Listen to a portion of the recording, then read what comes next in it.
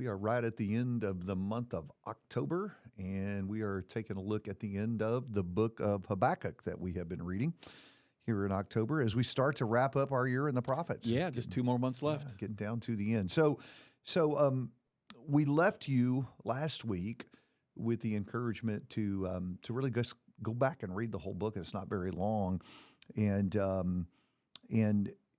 it is this back and forth between the prophet and God. Right. And so we're on the last piece of that today. If you back up to chapter 1, we begin with Habakkuk's complaint in the first 4 verses, and then 5 through 11 of chapter 1, God responds, and then beginning of verse 12, Habakkuk's not real happy with that.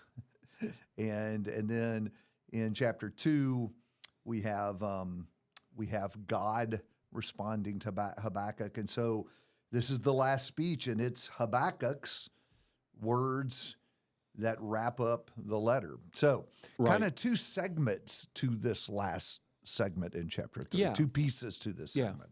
Very much so. So chapter 3, it's kind of prayer, Habakkuk's prayer, kind of a respectful and reverent response to, the Lord is in his holy temple, let the earth keep silence before him. And so, it starts with just an honest confession. I've heard the report of you and your work, O Lord, do I fear? But God must do his work. He is a holy God. And so, Habakkuk will spend, the next several verses meditating upon the implications of that. And it's a little dark again, but part of, our lesson here, David, I think is, by the end of the chapter, there are some very, very powerful lines on hope and the true nature of hope. It's not hope because there is no, divine judgment or hard side of God out there. It's hope because in wrath, God remembers mercy. There is no hope if there isn't a reason for hope, a need for hope. Is the better way to put it, I guess. You and I talked one time about how one of our fallacies is that men want heaven now.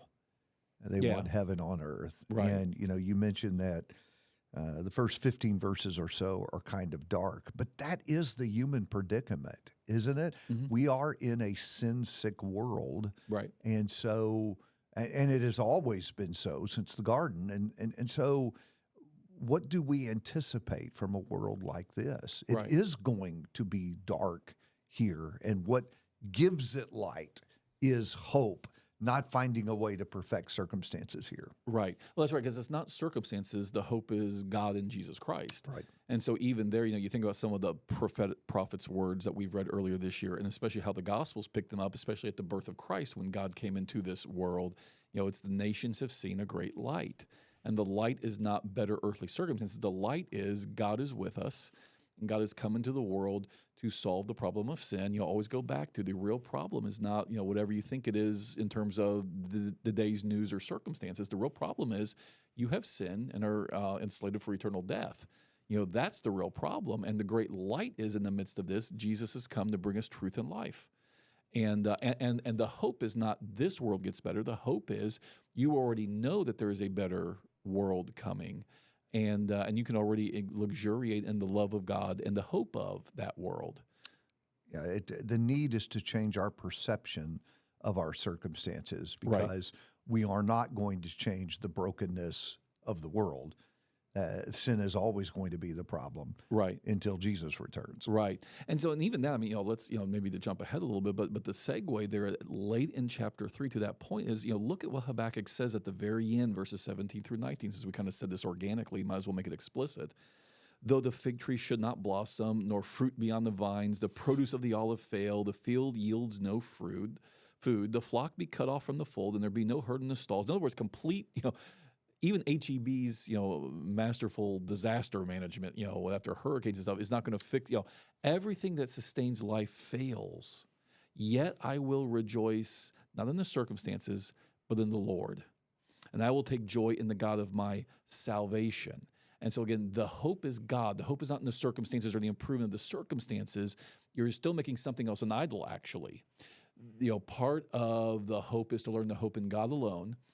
and part of where you find and then it becomes a real and a deep and a substantive hope when that happens, and all of a sudden, what God is really doing then through those hard times is stripping away all those false hopes and lesser hopes, Right. so that all you are left with is what you should, what you really and truly alone need, which is God alone.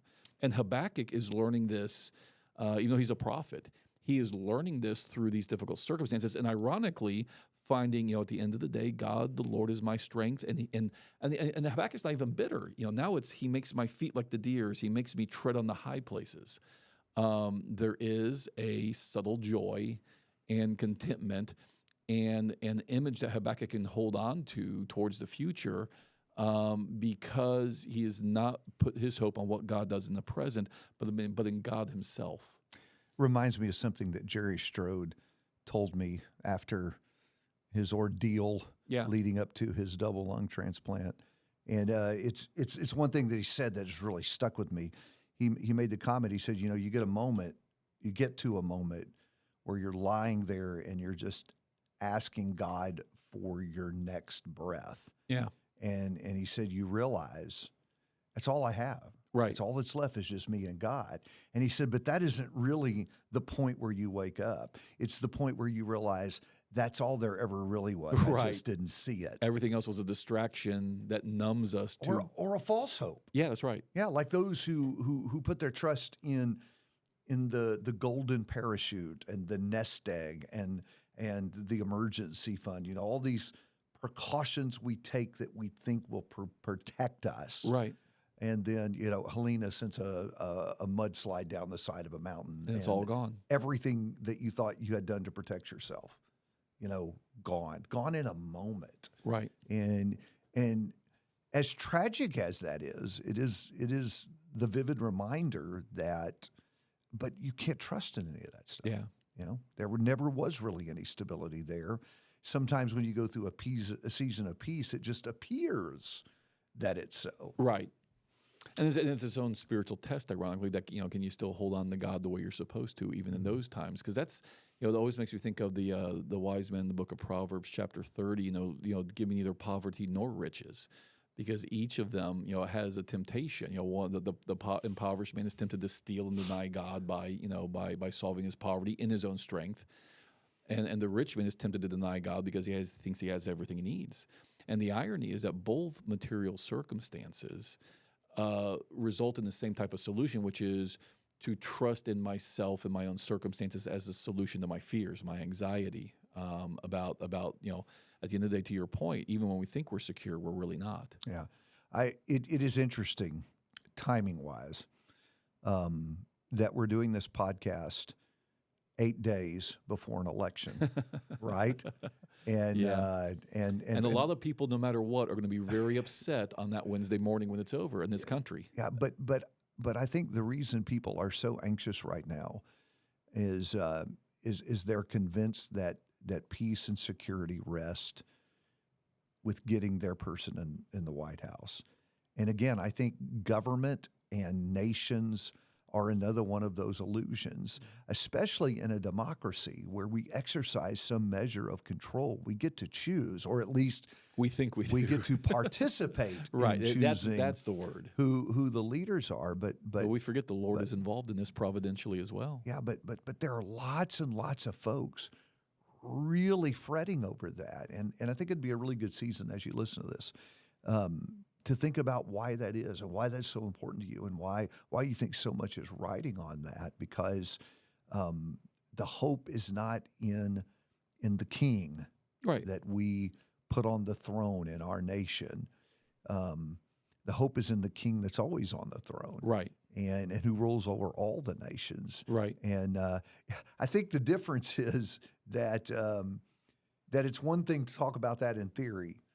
It's enough to live it. Till you really got to put your trust in it. In fact, I think about Habakkuk because a lot of people right now are concerned. Well, what if the nation is destroyed because we chose bad leaders? Well, look at Habakkuk. His nation. In fact, God's told him, "I am going to destroy your nation."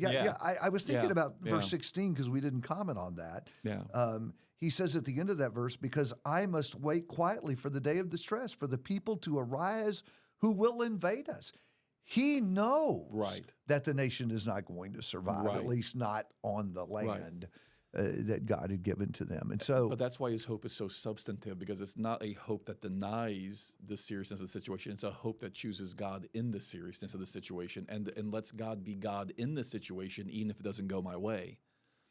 so I wonder if in November of 2024 we can say, "I will exult in the Lord, and I will rejoice in the God of my salvation. The Lord my God is my strength." I wonder. That's it. I wonder if we can say that and genuinely be at peace, not pretend to be at peace while still soaking up the Right. political news every day, but genuinely be at peace Right. about what's going to go down. And it's not a piece of denial, because Habakkuk's not in denial. It's a piece of God is bigger than whatever's going on, and with God, none of this lasts, the good times or the bad times.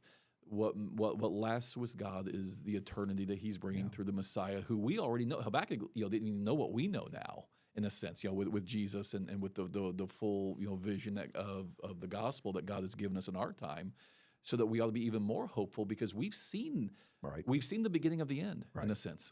I don't even think that Habakkuk is resigned. I don't think it's resignation we see here. No, I agree. think I agree. that he's changed his perspective because of what's in verse 18. He's learned that whatever happens in life, God is my refuge and strength, and that's where salvation. Yes, And the salvation is not determined by his circumstances. and that's where we need to put our hope too. Yeah. So, a really great lesson, timely, I think, from this minor prophet.